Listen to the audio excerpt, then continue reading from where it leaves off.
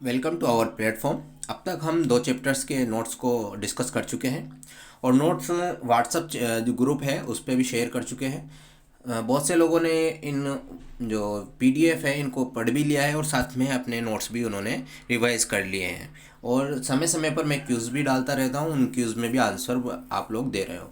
बहुत अच्छा है। थोड़ी सी और आप इन चीज़ों में इम्प्रूव करें जिससे कि आपका सीटेट आसानी से निकल सके।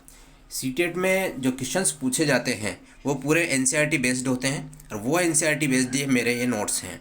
इन नोट्स को आप पढ़कर अपने एसएसटी सब्जेक्ट को मजबूत कर सकते हैं। इसके साथ ही मैं और भी सब्जेक्ट्स को जल्द ही स्टार्ट करूँगा ताकि उन सब का आपको फ़ायदा हो सके, वो भी फ्री में। आपको किसी प्रकार का कोई शुल्क नहीं देना पड़ेगा। तो आज शुरू करते हैं हम तीसरा अध्याय, छठी क्लास का। हमारे अतीत का नाम है आरंभिक नगर। आरंभिक नगर की जब हम बात करते हैं तो अब तक हम पाषाण काल के बारे में बात कर रहे थे। पूरा पाषाण काल, मध्य पाषाण काल, नव पाषाण काल, इनकी बात कर रहे थे। उसमें मानव कुछ जो है सभ्य होने की कोशिश कर रहा था, लेकिन यहाँ पे एक मानव है वो एक सभ्य आदमी बन चुका है। वो एक एक्टिविटी जो है वो एक मानव जैसी करने लग गया है। जबकि हम पाषाण काल हमने पढ़ा था उसमें जो है एक्टिविटीज़ उसकी जानवर की जैसी एक्टिविटीज़ थी, जो है कि बिना पका हुआ गोश्त खाए जो मांस है वो खा लेता था। अब हम पढ़ेंगे इसी बारे में एक हड़प्पा की कहानी। हड़प्पा की कहानी के बारे में जब हम पढ़ेंगे तो 150 साल पहले रेलवे लाइन का कार्य शुरू हुआ था हड़प्पा वाले एरिया में। तो जैसे हड़प्पा वाले एरिया में जो है ये कार्य शुरू हुआ तो उन्होंने देखा कि वहाँ पर एक टीला है और वो टीला किसका था? ईंटों का।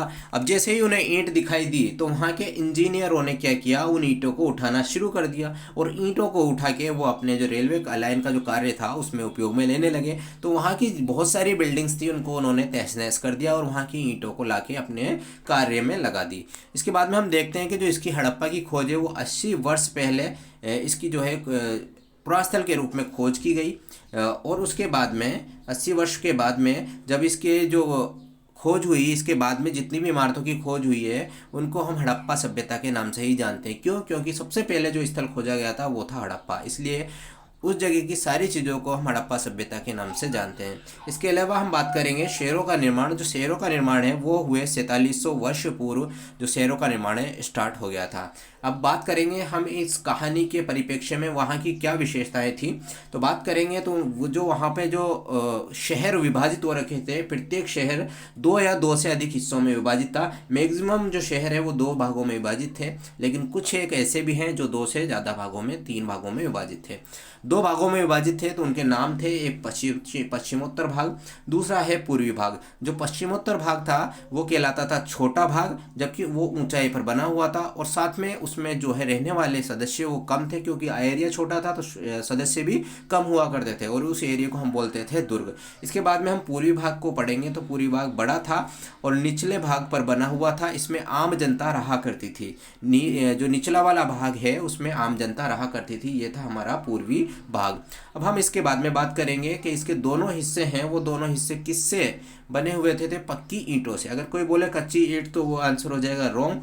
तो सीटेट में इस प्रकार के ही क्वेश्चन पूछे जाते हैं। पक्की ईंट की जगह वहाँ पे एक्सचेंज करके वो कच्ची ईंट कर देता है और वहाँ पे आपका दिमाग, आपका आइडिया नहीं लग पाता और उसको आप सही करके आ जाते हो और यहाँ पर आके घर जाके पता चलता है कि ये तो हमारा क्वेश्चन गलत हो गया। आगे हम बात करेंगे, यहाँ पर हमें जो मिले हैं वो विशाल तालाब मिले हैं और साथ में उसको हमने बोला स्नानागार। और स्नानागार कहाँ पे, स्नानागार के जो अवशेष है वो कहाँ मिले हैं? मोहनजोदड़ो में। आगे जाके हम इसको पूरे डिस्क्रिप्शन में पढ़ेंगे। साथ में जो ये स्नानागार था वो मेन बात ये है कि स्नानागार था इसको किससे बनाया गया था? ईंटों से। ईंटों से बनाने के बाद इस पर प्लास्टर किया गया था तब ताकि, और इसके अलावा इसमें से पानी बाहर ना जाए इसके लिए इस पर चारकोल की पॉलिश की गई थी। चारों ओर इसके कमरे थे और 2 तरफ से उतरने की सीढ़ियाँ भी इसमें बनाई गई थी ताकि इसका स्नान करने के लिए नीचे उतरा जा सके। अब आगे बात करें, अग्निकुंड के भी अवशेष यहाँ से मिले हैं। अग्निकुंड के अवशेष की बात करें तो कालीमंगा और लोथल से अग्निकुंड के अवशेष मिले हैं। भंडारगृह के भी अवशेष मिले हैं, वो है हड़प्पा, मोहनजोदड़ो और लोथल। इन तीनों जगह से हमें भंडारगृह के अवशेष मिले हैं। तो अगर यदि आपको ये कंटेंट अच्छा लग रहा हो तो वीडियो को एक बार लाइक कर दें और कमेंट में ज़रूर ये बताएं कि क्या चीज़ की अभी और ज़रूरत है, कौन से सब्जेक्ट को पहले स्टार्ट किया जाए।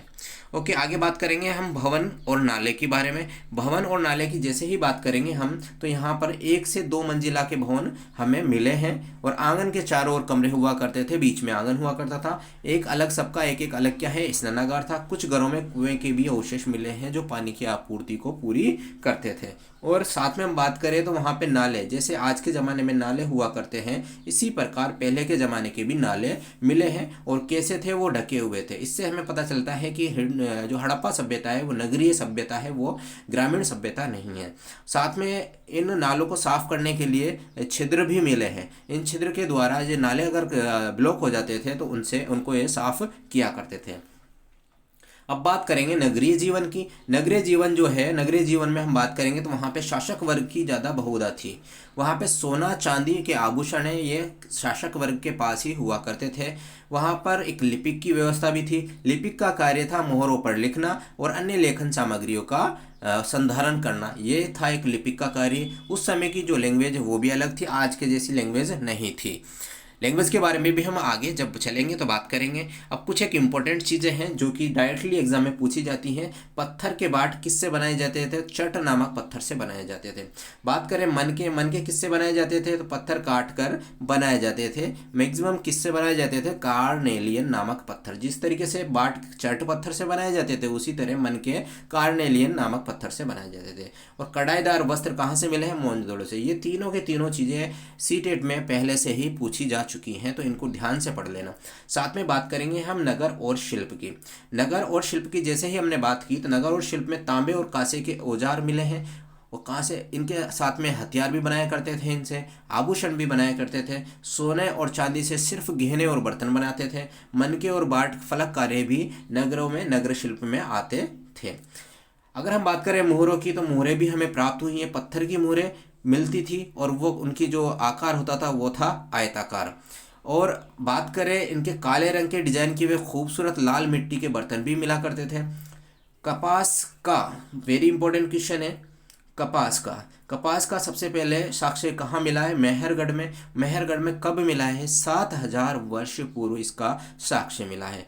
कपड़े के टुकड़े, चांदी के फूलदान के ढक्कन, ये सब कहाँ से मिला है? मोहनजोदड़ो से। तो कपड़े के टुकड़े के लिए पूछे तो मोहनजोदड़ो आएगा, फूलदान के लिए पूछे तो मोहनजोदड़ो आएगा। साथ में अगर वो जो पूछता है विशाल स्नानागार की व्यवस्था कहाँ से मिली है, तो वो भी मोहनजोदड़ो से। इन चीज़ों को बार बार याद करोगे तब जाके याद होंगे।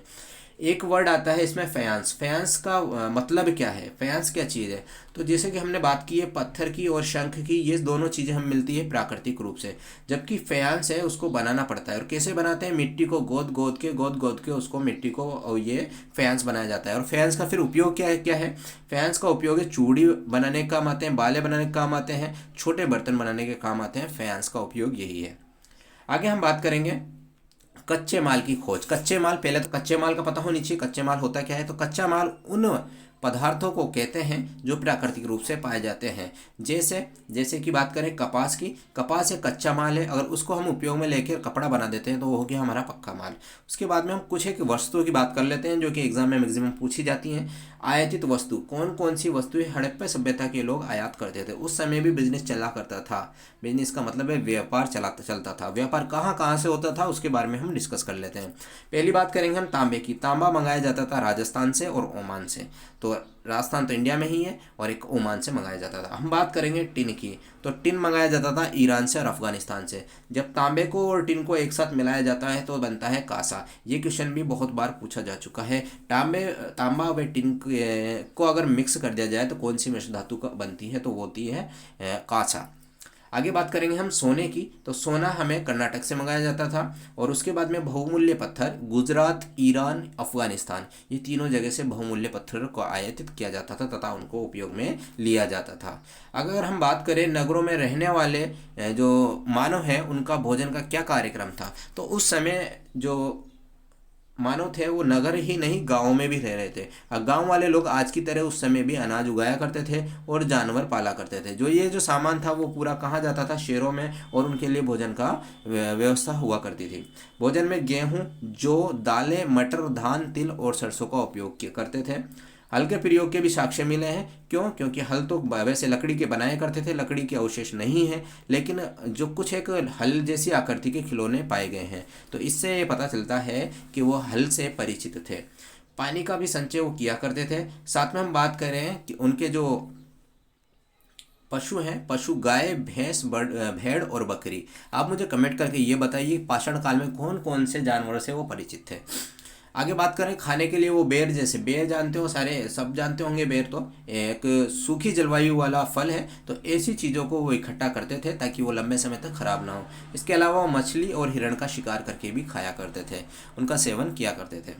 आगे हम बात करेंगे गुजरात में हड़प्पा कालीन नगर का सूक्ष्म निदर्शन। वैसे तो भारत में बहुत सारे पुरास्थल है जो कि हड़प्पा कालीन सभ्यता से संबंधित है, लेकिन उनमें से हम आज दो जो पुरास्थल है उनकी बात करेंगे। उनमें पहला पुरास्थल आता है धोलावीरा। धोलावीरा कहाँ स्थित है? पहली बात तो गुजरात में स्थित है। दूसरी बात हम बात करते हैं कच्छ इलाके में स्थित है। ये गुजरात के कच्छ इलाके के खदिर बेट के किनारे धोलावीरा स्थित है। ठीक है, उसके बारे में बात करेंगे क्या क्या विशेषताएं थी। पहला है ये 3 भागों में, हमने अब तक पढ़ा था कि 2 भागों में विभाजित रहता है और ईंटों से चारों तरफ ही उसके चुनाई होती रहती है। लेकिन हम बात करेंगे कि धोलावीरा 3 भागों में विभाजित है और चारों ओर स्पेशली ये है कि पत्थर से ऊंची ऊंची दीवारें बनाई गई थी। अब तक ईंट पड़ी थी, ये पहला अवशेष है जहाँ पर पत्थर से ऊंची ऊंची दीवारें बनाई गई थी। और बड़े बड़े प्रवेश द्वार भी वहाँ पर मिले हैं, खुला मैदान भी वहाँ पर उपस्थित मिला है। इसके बाद में बात करेंगे जो खुला मैदान है, ये विशाल विशाल अगर कोई कार्यक्रम हो रहा है उसके लिए काम में लिए जाते थे। लोथल की बात करेंगे, ये भी गुजरात में स्थित है, साबरमती के उपनदी के किनारे बसा हुआ है। यहाँ से हमें कीमती पत्थर मिले हैं। पत्थरों, शंखों और धातुओं से बनी चीज़ों का महत्वपूर्ण केंद्र था। तो यहाँ पे किसका कार्य चलता था? पत्थर, शंख और धातुओं से बनी चीज़ों का। एक भंडारगृह के अवशेष भी लोथल से मिले हैं। भंडारगृह के अवशेष मोहनजोदड़ो से भी मिले हैं, इस बात का भी ध्यान रखना। हड़प्पा से भी मिले हैं। हम बात करेंगे बंदरगाह की। बंदरगाह का अवशेष कहाँ से मिला है? लोथल से। ठीक है, उसके बाद में मोहरों के अवशेष भी यहाँ से मिले हैं और मोहरबंदी के भी अवशेष यहाँ से मिले हैं। हम बात करेंगे कि मोहरबंदी क्या चीज़ है। जैसे कि हम एक व्यवसाय करते हैं तो कोई सामान को एक जगह से दूसरी जगह पहुंचाते हैं, किसी जैसे मान लिया किसी थैले में या कट्टे में भर के उसको हमने पहुंचा दिए, और पहुंचाने के बाद में अगर उसका मुंह बांधना होता है तो हम किसी धागे वगैरह से बांध देते हैं। उस समय अगर व्यापार करना होता था तो उस कट्टे की या बोरी की या फिर जो है थैला है उसके मुंह पर मिट्टी को गूंद के मिट्टी में पानी मिला के उसको लचीला बना के उससे मोहर लगा दी जाती थी, उससे उसका मुंह बंद कर दिया जाता था। यदि ये मोहर सही सलामत पहुंच जाती है तो मतलब ये है कि आपका सामान एकदम एक्यूरेट आया है। जैसे कि आज के ज़माने में गोंद लगा के और लिफाफे को भेजते हैं, उस समय मिट्टी के मोहरबंदी लगाई जाती थी। आगे हम बात करेंगे सभ्यता का अंत। इस सभ्यता का अंत किस प्रकार हुआ?